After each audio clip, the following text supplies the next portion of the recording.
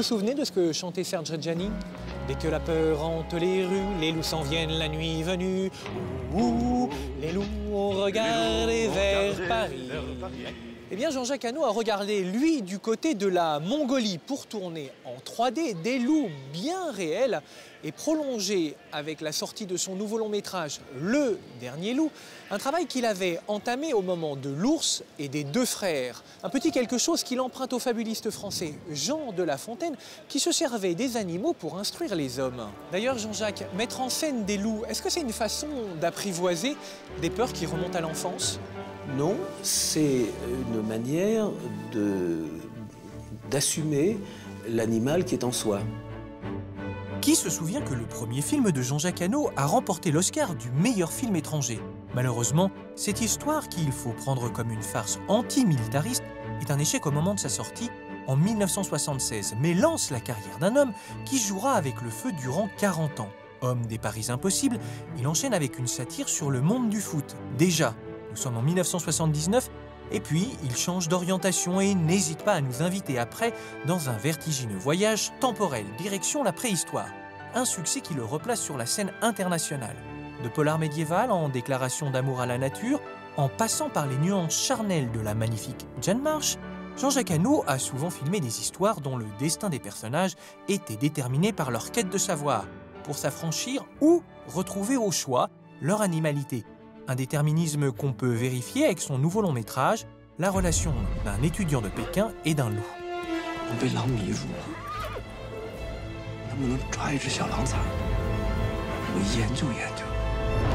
Jean-Jacques, vous savez qu'entre cette émission et vous, il y a au moins un point commun. Je vous sens intrigué, c'est ça qui est formidable. Un de vos collaborateurs, Maxime Robière, le storyboarder, notamment de L'Amant, Les Ailes du Courage et 7 ans au Tibet, est celui qui a dessiné notre générique. Eh bien, c'est un homme de grand talent. Est-ce que vous storyboardez tous vos films? Non, je ne storyboard que les scènes qui requièrent des explications complexes à un très grand nombre de gens. Quand j'ai eu des équipes comme sur Le Dernier Loup, qui était entre 450 et 600 personnes, je ne peux pas réexpliquer 600 fois la même chose.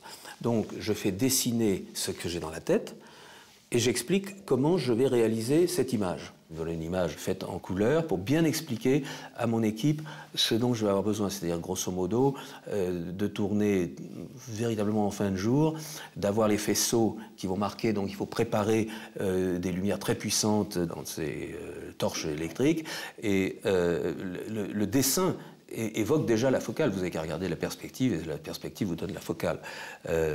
Après, évidemment, il y a une marge de manœuvre que je laisse au moment du tournage. Est-ce que c'est aussi une façon, déjà, d'entrevoir le montage? Ah ben tout de suite. Quand je suis sur le tournage, je suis déjà au montage. Quand je suis à l'écriture, je suis au tournage. Et quand je suis au tournage, je ne pense qu'au montage. Je vois où est la coupe, je vois le contre-champ qui me manque, je vois le plan large dont je vais avoir besoin, parce que je me suis tellement reproché pendant des années de ne pas avoir fait le contre-champ au bon endroit, de ne pas avoir fait le détail de la main qui prend l'objet, que maintenant, évidemment, j'anticipe les coupes. Et puis en fin de journée, j'avais mon chef monteur qui était avec nous au dîner. Même quand on arrivait à 3 h du matin, il attendait, parce que je lui déversais tout ce que j'avais fait en disant « Fais attention, là, la deuxième prise, il ne faut pas couper l'impro qu'il a faite. » Non, ça, si vous voulez, je dois quitter une journée de tournage en sachant la structure de montage dont j'ai besoin. C'est bien, ça. Si j'ai fait un film comme L'Ours, c'est parce que je voulais vérifier l'effet Kuleshov et que je me suis persuadé... Alors expliquez-nous en 2 mots ce qu'est l'effet Kuleshov. C'est l'effet de contre-champ. C'est-à-dire que Gabin le faisait très bien. Gabin apprend que son chat est mort. Gabin apprend qu'il a gagné au loto. Rien. On pense que c'est un acteur génial parce qu'il ne fait rien.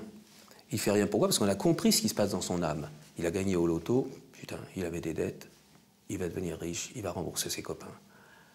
On le sait. Donc l'ours est un animal sans expression. Un ours heureux, c'est Gabin. Un ours fâché, c'est Gabin. Ce qui va faire la différence, c'est ce qu'il voit. Il voit quoi? Des chasseurs, où il voit un ourson orphelin et malade. Donc c'est l'image qui précède. L'effet coulée de chauffe, c'est induit aussi par l'image qui précède ou l'image qui suit. C'est l'effet de contre-champ.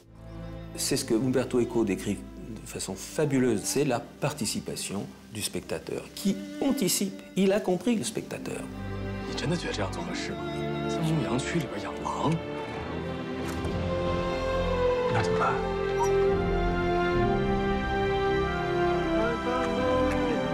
Ce nouveau film, vous le tournez en 3D. Qu'est-ce que vous cherchez à mettre en volume? J'utilise la 3D tout simplement pour avoir plus de proximité, et là, avec les loups.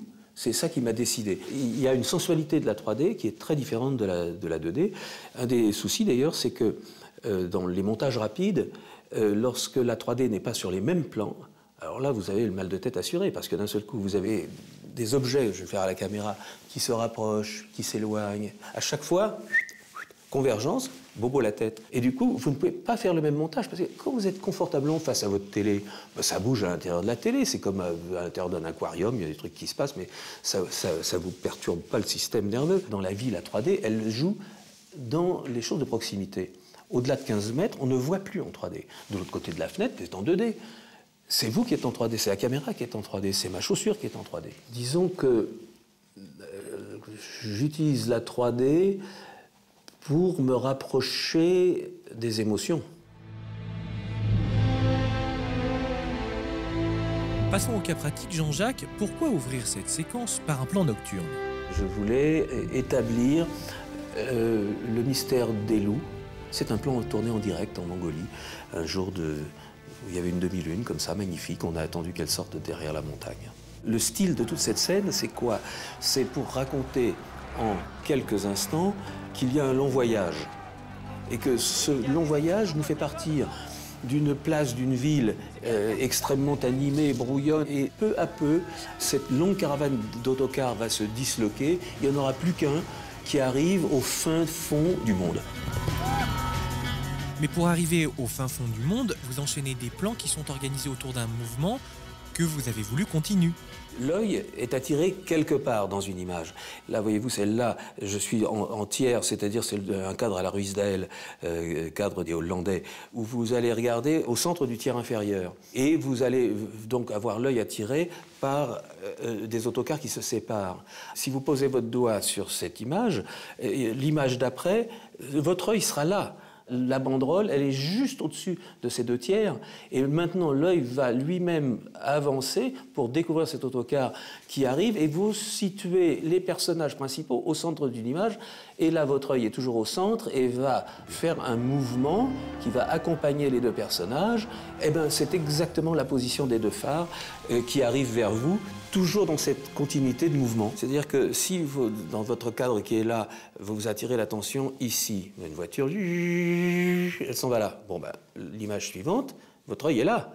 Si vous avez votre information qui est ici, où vous avez le protagoniste qui regarde cette voiture, le temps que vous alliez là, c'est une perte de concentration. Vous avez intérêt à mettre votre personnage là et éventuellement le faire progresser ici. Et vous gagnez du temps, donc de l'intensité de récit.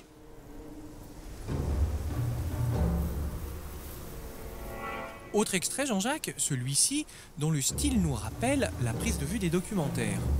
C'est un documentaire qui est tourné partiellement en Mongolie intérieure et les gazelles sont tournées un an avant en Mongolie extérieure par une équipe de documentaires qui est allée trouver ces animaux très très rares et c'était très amusant à faire parce que nous avions fait un pré-montage avec les images tournées au fin fond de la steppe mongole et nous avions fait dessiner par le storyboarder des images en raccord et nous avons trouvé un lieu avec les mêmes herbes et la même neige qui me permettent de raccorder. Il y a même deux plans où vous avez les loups qui courent après les gazelles.